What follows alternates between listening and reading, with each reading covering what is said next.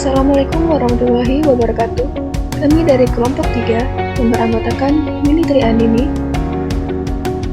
Anissa Salsabila, Dia Wulandari, dan Sriwijayanti. Sebelumnya, kami akan membahas apa itu perairan tawar.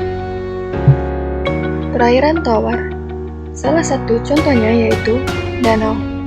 Danau merupakan cekungan di muka bumi yang terbentuk dari berbagai penyebab yang berisi air dengan kedalaman tertentu sehingga membentuk stratifikasi suhu. Adapun bagiannya yaitu danau alami dan danau buatan. Nah, untuk salah satu contoh yang kami ambil yaitu danau buatan di Desa Air Batu, Kabupaten Banyuasin, Sumatera Selatan. Untuk lebih jelasnya, yuk ikuti kami.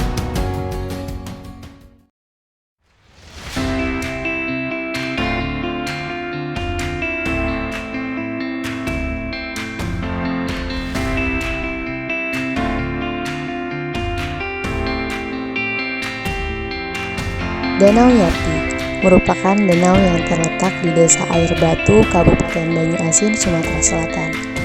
Danau ini merupakan danau yang terbentuk akibat adanya aktivitas pertambangan yang telah lama dilakukan. Oleh karena adanya aktivitas tersebut, maka terbentuklah cekungan pada permukaan tanah, sehingga apabila dijatuhi oleh air dari peristiwa presipitasi, maka terbentuklah sebuah danau. Hal inilah yang membuat danau tersebut digolongkan sebagai danau buatan. Struktur tanah pada danau ini berupa butiran-butiran pasir dan bebatuan yang merupakan hasil dari sisa pertambangan. Berikut penampakan dari struktur bebatuan yang tersisa dari pertambangan tersebut.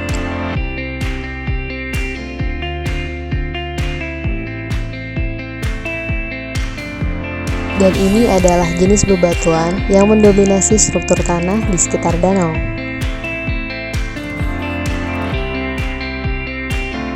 Secara kasat mata, warna air danau pada titik satu ini menunjukkan sedikit kebiruan, terutama pada bagian tengah danau atau yang sering kita sebut dengan zona limnatik. Jika kita lihat, sepertinya danau tersebut tidak begitu dalam. Namun, berdasarkan informasi yang ada, danau tersebut memiliki kedalaman yang cukup tinggi, dikarenakan tanah atau pasir yang terdapat di dalam danau tersebut sifatnya mudah menyebabkan terbenam. Nah, ternyata air pada danau ini masih digunakan oleh warga setempat nih guys. Terkait danau buatan, danau ini terbagi menjadi beberapa zona. Zona litoral merupakan daerah pinggiran perairan yang masih bersentuhan dengan daratan. Zona limnatik merupakan daerah kolam air yang terbentang antara zona litoral di satu sisi dan zona litoral di sisi lain. Untuk zona profundal merupakan daerah dasar perairan yang lebih dalam dan menerima sedikit cahaya matahari.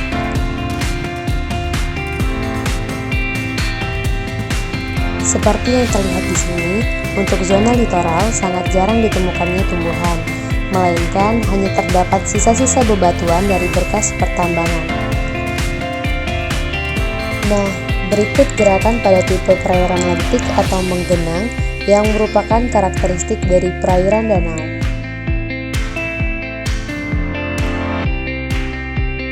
Dari sisi ekologi danau, ditemukan beberapa ekosistem yang berada pada danau ini, seperti capung, tumbuhan, dan juga terdapat banyak bebatuan.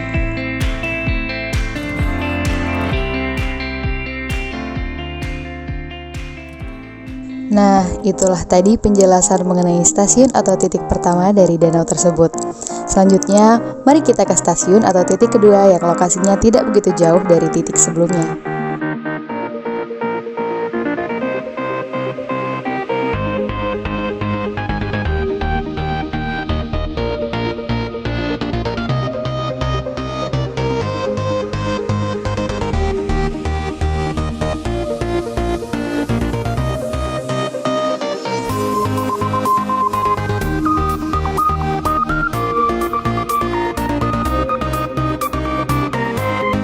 Faktor fisika dan kimiawi danau. Yang pertama, untuk faktor fisika ada suhu. Suhu air akan menurun dengan meningkatnya kedalaman sampai batas zona vortik, setelah itu relatif stabil. Zona mesovortik terjadi penurunan yang sangat drastis atau disebut termoklim. Kedalaman. Danau memiliki kedalaman tinggi dan berkolerasi dengan faktor fisika dan kimiawi lainnya, seperti suhu, daya tembus cahaya matahari, dan sebagainya. Kekeruhan. Pada awal pembentukan, kekeruhan ekosistem danau cenderung rendah, disebabkan oleh dua faktor. Kandungan bahan organik masih sedikit, dan yang kedua, organisme yang hidup relatif sedikit. Arus cenderung bergerak vertikal atau upwelling. Badan air yang dalam menyebabkan terjadinya stratifikasi suhu. Faktor kimiawi terdiri dari pH. pH tergantung dari proses pembentukan danau dan tempat di mana danau itu terbentuk. DO, BOD, dan COD. DO pada ekosistem danau pada awal perkembangannya relatif tinggi. Untuk perkembangan lanjut, DO berfluktuatif. Berikut ini adalah lokasi dari stasiun atau titik kedua yang terletak di sisi sebelah kiri dari stasiun pertama.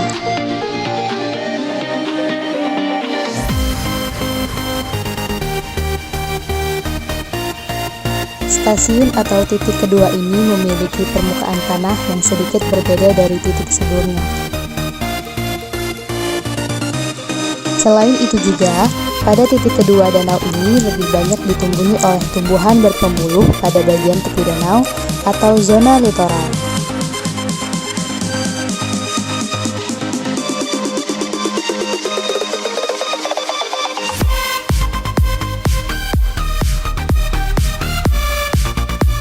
Dan juga, air pada titik kedua ini menunjukkan warna yang lebih hijau dari titik sebelumnya. Nah, itulah tadi deskripsi dari masing-masing titik pada danau di Desa Air Batu.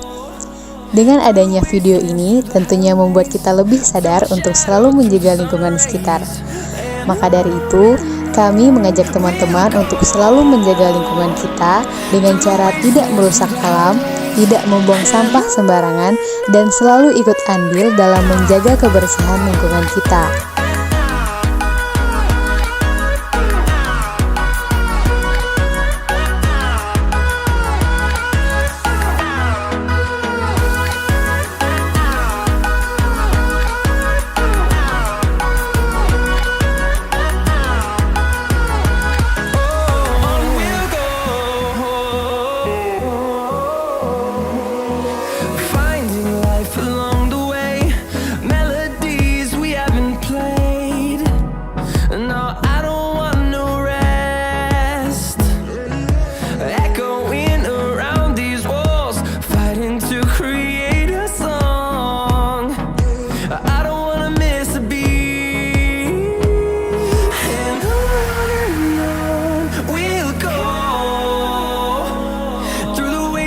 Through the highways till my shadow turns to sun rays, and on we'll go through the wastelands, through the highways, and on we'll go. Kami dari kelompok 3 mengucapkan terima kasih atas perhatiannya. Semoga video ini dapat menambah informasi dan pengetahuan kita ya guys. Wassalamualaikum warahmatullahi wabarakatuh.